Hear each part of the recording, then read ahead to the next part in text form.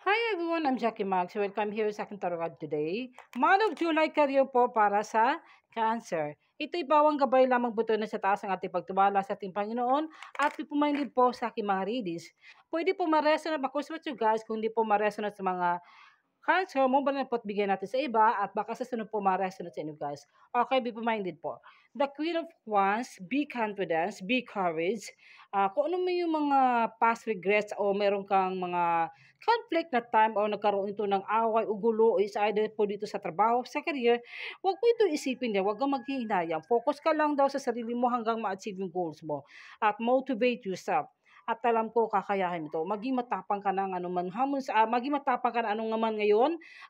Puwede 'to guys, prosper yung negosyo, sa career at may mga offer na job na tinutulungan ka.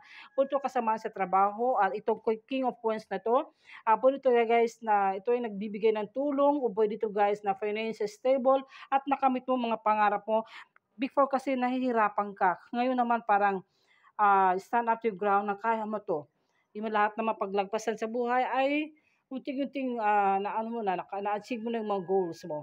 Some of you sa mga Cancer, ito ay mga goal-oriented, tingnan mo. Focus ka daw sa iyong career mo ngayon at huwag kang mag-alinlangan sa kung anong desisyon at, kailangan ay huwag daw ipairalin yung mga emosyon na yan.